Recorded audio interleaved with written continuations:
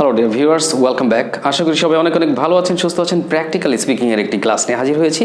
So আশা করছি class জুড়েই আমার সঙ্গেই থাকবেন। আর হ্যাঁ ডিয়ার ভিউয়ার্স, যারা আপনারা বাড়িতে বসে নিজে নিজে ইংলিশ শিখতে চান তারা আমাদের বইয়ের একটি কপি সংগ্রহ করুন যদি প্রয়োজন মনে করেন। এই বইটির বিভিন্ন লেসনের ভিডিও ক্লাস কিন্তু আমাদের ইউটিউব চ্যানেলে পেয়ে যাচ্ছেন সাজানোভাবে, সুন্দর সুসজ্জিতভাবে। সো আপনি কিন্তু দুর্বল হলেও খুব সহজে এই বইটি বুঝতে পারবেন, কারণ বইটিতে বাংলা দেওয়া আছে, বাংলা উচ্চারণ দেওয়া আছে, অনেক শব্দার্থ ভোকাবুলারি, আরও অনেক কিছু গ্রামারের মৌলিক আলোচনা আছে, বাট খুব সহজ করে উপস্থাপন করা হয়েছে।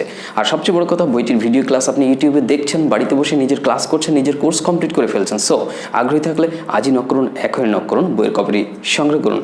Anyway, so dear learners, now let's go to talk about the class. চলুন এখন ক্লাস সম্পর্কে কথা বলা যাক। আজকের যে ক্লাসে আমি মূল বিষয়টি আলোচনা করতে চাচ্ছি সেই বিষয়গুলো হচ্ছে, just take a look at the board. আপনারা এখন বোর্ডের দিকে তাকাবেন, দেখবেন নাম্বার 1, হোয়াটস ইউর নেম। খুব কমন একটা জিনিস, যে জিনিস নিয়ে কিন্তু অহরহ আলোচনা রয়েছে, আলোচনা হয়েছে। সো আজকেও আপনারা এই বিষয়টি আবার কিন্তু রিভিউ পেতে যাচ্ছেন যে হোয়াটস ইউর নেম মানে কি, তোমার নাম কি।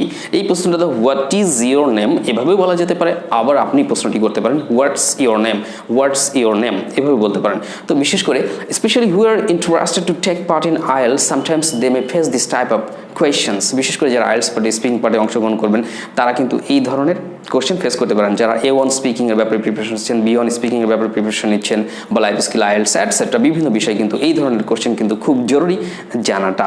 এছাড়া বিভিন্ন ধরনের ভাইবা, ইন্টারভিউ, চাকরি বাকরির ক্ষেত্রে হতে পারে, অন্য কোনো ক্ষেত্রে হতে পারে, ডিফারেন্ট প্লেসে আপনাদের এই ধরনের কোশ্চেন কীভাবে করতে হয় এবং তার উত্তর কীভাবে করতে হয়, এই ব্যাপারটি জানাটা আপনাদের জন্য অত্যন্ত গুরুত্বপূর্ণ। সো বেশি বকবক করছি হয়তোবা, যাই হোক এখন কাজের কথা বলি। এনিওয়ে, তাহলে হোয়াটস ইউর নেম, তোমার নাম কি। আপনি উত্তরে বলবেন যে my name is Asaduzzaman Asad, আমার নাম আসাদুজ্জামান আসাদ। ধরে নিলাম আপনার নাম এটাই।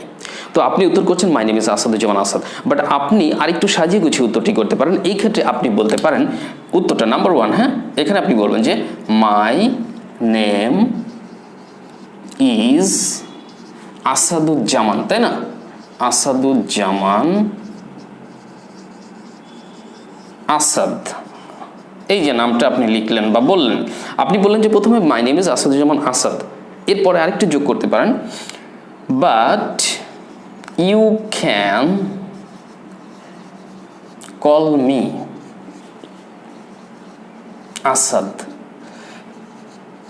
মানে ব্যাপার হচ্ছে আমার নাম আসাদুজ্জামান আসাদ হলেও আমাকে সবাই কিন্তু আসাদুজ্জামান আসাদ বলে যে ডাকে তা কিন্তু না, হয়তো নিক নেমে ডাকে, আসাদ নামে ডাকে, অথবা আসাদুজ্জামান বলে ডাকে, মানে সংক্ষিপ্ত একটা নামের অংশ ধরে আমাকে হয়তো সম্বোধন করে। সো আপনি এখানে বলতে পারেন যে my name is Asaduzzaman Asad, but you can call me Asad. এবার এখানে ছোট্ট করে আরও যোগ করে দিতে পারেন it's my nick name.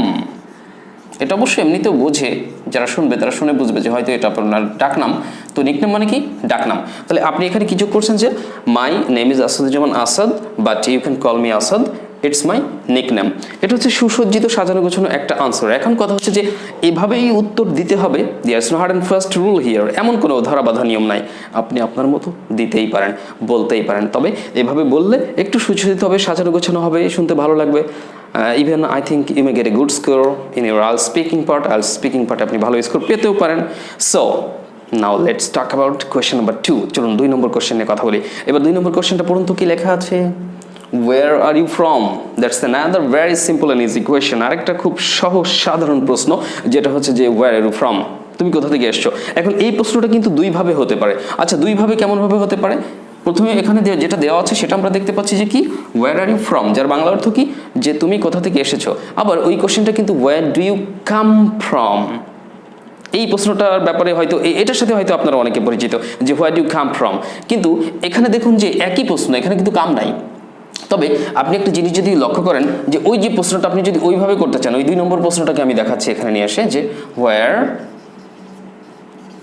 do you come from, এই ব্যাপারটা আমি বলতে চাচ্ছিলাম। হ্যাঁ, ওকে, আচ্ছা, where do you come from, এখানে দেখেন ডু আছে, কাম আছে, তারপরে ডু এখানে কি, এই ডু হচ্ছে অক্সিলারি ভার্ব আর এখানে কাম হচ্ছে মেইন ভার্ব। তাহলে এটা সিম্পল প্রেজেন্টে প্রশ্ন করা হয়েছে যে where do you come from, তুমি কোথা থেকে আসছো। বাট আপনি একই প্রশ্ন এটাও সিম্পল প্রেজেন্টে আছে, এটাও সিম্পল প্রেজেন্টে আছে, বাট এখানে কিন্তু আর দিয়ে ইউজ করেছেন। বাট আর দিলে কিন্তু কোনো মেইন ভার্ব এখানে ইউজ করা যাবে না, অর্থাৎ আর ইউ ফ্রম বলবেন। তাহলে আপনি যদি ডুর জায়গায় এখানে আর বলেন, এই যে আর, where are you, তাহলে এবার কাম বলা যাবে না, কারণ ডুর সাথে কাম, ডু দিলে কাম দিবেন, আর ডু না দিলে কাম দেওয়া যাবে না, শুধু আর দিবেন। তাহলে কি হচ্ছে হোয়ার আর ইউ ফ্রম, তুমি কোথা থেকে এসেছো, অথবা বলবেন where do you come from, তুমি কোথা থেকে এসেছো। দুই রকম ভাবে প্রশ্ন হতে পারে। তো প্রশ্ন যদি এরকম ভাবে হয় where do you come from, তাহলে আপনি উত্তর করবেন যে I come from Dhaka, it's the capital city of Bangladesh, সেটা বাংলাদেশের রাজধানী শহর। আপনি এইভাবে উত্তর করতে পারেন, আরো কোনো তথ্য দিলেও দিতে পারেন, no problem. I come from Dhaka, তাহলে কাম ফ্রম ঢাকা বলেছেন। কিন্তু যদি আপনাকে এইভাবেই প্রশ্নটি করতো হোয়ার আর ইউ ফ্রম, তাহলে আপনার হয়তো কাম বলা লাগতো না। তাহলে আপনি সেক্ষেত্রে কিভাবে উত্তর দিতেন, তাহলে আপনি ওই 2 নম্বর প্রশ্নের উত্তর দিতেন যে হোয়ার আর ইউ ফ্রম, তুমি কোথা থেকে এসছো। আপনি তো বলতেন যে I'm from Dhaka, I'm from Dhaka. মনে করেন যে আপনি ঢাকা থেকে এসেছেন, তাই বলছেন যে আম ফ্রম ঢাকা, ঢাকা বাংলাদেশ যোগ করে দিতে পারেন এর সাথে।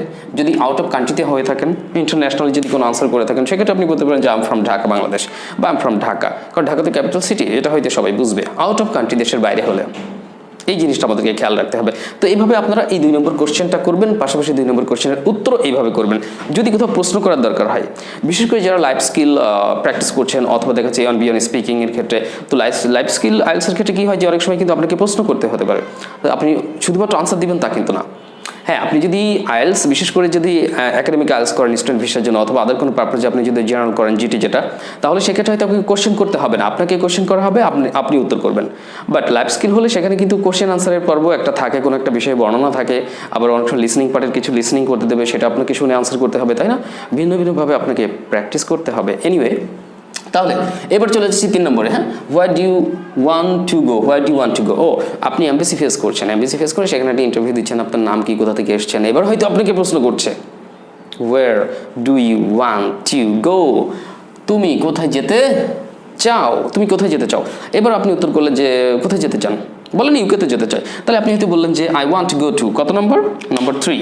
আপনি ওখানে বলবেন I want to go to UK, UK অর্থাৎ ইউনাইটেড কিংডম। তাহলে আপনি বলছেন I want to go to UK, আমি ইউকেতে যেতে চাই। ওকে, খুব সহজ ব্যাপার। Where do you want to go, I want to go to UK, I want to go to USA, I want to go to Canada, I want to go to Australia. আপনি এইভাবে কিন্তু answer করতে পারবেন। এবার চলুন, ওটা তো সহজ ব্যাপার ছিল, এবার পরেরটা নিয়ে কথা বলি। Okay, number 4, why do you want to go to UK. এইবার কিন্তু একটা ব্যাখ্যামূলক ব্যাপার চলে এসছে। এখানে প্রশ্ন করছে ওয়াই দ্বারা। ওয়াই মানে কি, কেন।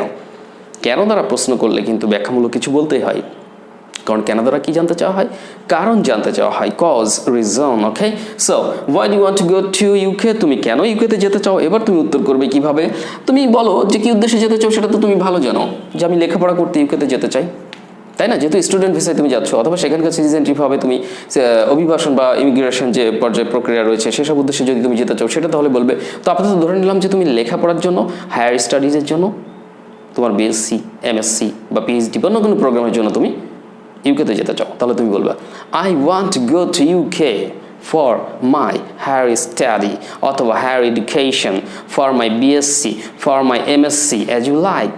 তুমি বলবে, হ্যাঁ, তাহলে I want to go to UK, I want to go to UK for my higher study, উচ্চশিক্ষার জন্য। হায়ার স্টাডি মানে কি, উচ্চশিক্ষার জন্য। আবার তুমি স্পেসিফিকলি যদি বলতে চাও, তাহলে বলবো for my BSc or for my MSc programme. হ্যাঁ, এরকম কোনো বিষয়ের উপরে তুমি এভাবে উত্তর করতে পারো। তবে এইখানে যে বিষয়টি দাঁড়াচ্ছে সেটা হচ্ছে যে তোমাকে বলা হয়েছে কোশ্চেনে যে why do you want to go to UK, তুমি ইউকেতে কেন যেতে চাও। এখন ইউকে তো ডিফারেন্ট পারপোজেই তুমি যাবে, তুমি সেই ক্ষেত্রে কিন্তু এখানে যদি সংক্ষেপে উত্তরটা দিতে যে ফর মাই হায়ার স্টাডি, মানে তোমাকে প্রশ্ন করা হচ্ছে why do you want to go to UK, তুমি বলছো ফর মাই হায়ার স্টাডি, মানে কি সাধারণ জ্ঞানের উত্তর দেওয়ার মতো, এক কথায় সংক্ষেপে বাংলাদেশের প্রধানমন্ত্রীকে শেখ হাসিনা। মানে তুমি হয়তো এইভাবে বলতে পারতে বাংলাদেশের, তোমাকে প্রশ্ন করছি বাংলাদেশের প্রধানমন্ত্রীকে, তুমি হয়তো বলতে পারতে বাংলাদেশের প্রধানমন্ত্রী হচ্ছেন শেখ হাসিনা।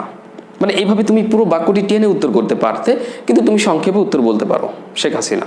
তবে এইভাবে সাজিয়ে বলাটা better, no problem.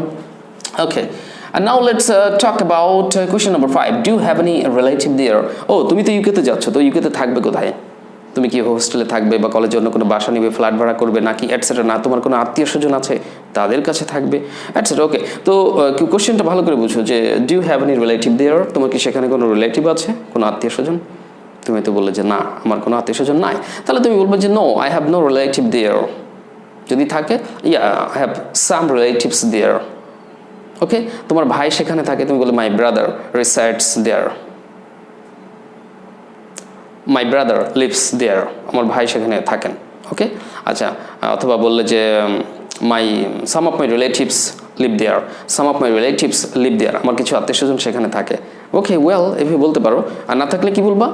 No, I don't have any relative there, আমার সেখানে কোনো আত্মীয় স্বজন নাই। I don't have any relative there, আমার সেখানে কোনো আত্মীয় স্বজন নাই।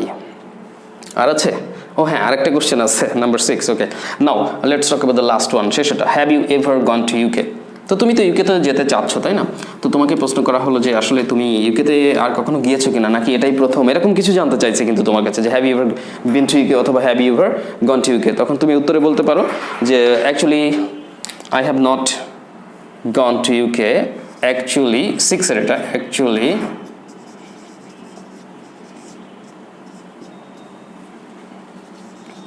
I have never gone to UK. Actually, I have never gone to UK. আমি কখনো ইউকেতে যাইনি। অথবা এর সাথে তুমি আরেকটু যোগ করে দিতে পারো, and it's my first time. এটা আমার প্রথমবার। It's my first time, and this is the first time I'm going to UK. This is the first time I'm going to UK. আমি ইউকেতে যাচ্ছি, এটা প্রথমবার। অথবা তুমি সংক্ষেপে বলতে পারো it's the first time for me. Actually এটা আমার জন্য প্রথমবার, it's the first time for me, এটা আমার জন্য প্রথমবার।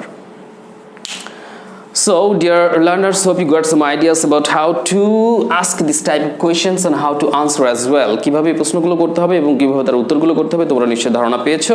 তো এইভাবে তোমাদেরকে প্র্যাকটিস করতে হবে। এছাড়া তুমি যদি বুঝে থাকো এই বিষয়গুলি, তাহলে এরকম তুমি আরও অনেক কিছু বানাতে পারবে। সো এইভাবে প্র্যাকটিস করো বাড়িতে, আর ইংরেজি ভালো করে শেখো, যাতে ভালো করে তুমি নিজেকে উপস্থাপন করতে পারো। হতে পারে যে ইংরেজির দক্ষতাটা তোমাকে ভালো কোনো জবের ক্ষেত্রে অথবা এই স্টুডেন্ট ভিসা হোক অথবা অন্য কোনো ক্ষেত্রে, প্রমোশনের ক্ষেত্রে, অনেক ক্ষেত্রে তোমার কিন্তু কাজে লাগবে। সো তুমি ভালো করে ইংরেজিটা শিখবে এবং পাশাপাশি প্রযুক্তিগত প্রশিক্ষণ নেবে। এনিওয়ে, সো আজকের ক্লাস আপাতত এই পর্যন্ত ছিল। আশা করি মূল আইডিয়া পেয়ে গেছো। আর যে কথা বলেছিলাম যে তোমরা আগ্রহী থাকলে আমাদের বইয়ের একটি কপি সংগ্রহ করো, আর এই বইটির ভিডিও লেসনের ক্লাসগুলি তোমরা বাড়িতে বসে নিজে নিজে দেখো। খুব সহজ করে উপস্থাপন করা হয়েছে, সহজে তুমি বুঝতে পারবে এবং নিজে বাসায় বসে নিজের স্পোকেন ইংলিশ কোর্স কমপ্লিট করে ফেলতে পারবে ইনশাআল্লাহ। So that's all for today. আজকে ভিডিওটি এখানে শেষ করছি। আবার হয়তো দ্রুত গতিতে অন্য কোনো নতুন কোনো টিউটোরিয়াল নিয়ে তোমাদের সামনে হাজির হবো ইনশাআল্লাহ। ততক্ষণ সবাই ভালো থাকো, সুস্থ থাকো, আর অবশ্যই বাইরে গেলে মাস্ক ব্যবহার করতে ভুলবে না। All the best, take care, আসসালামু আলাইকুম।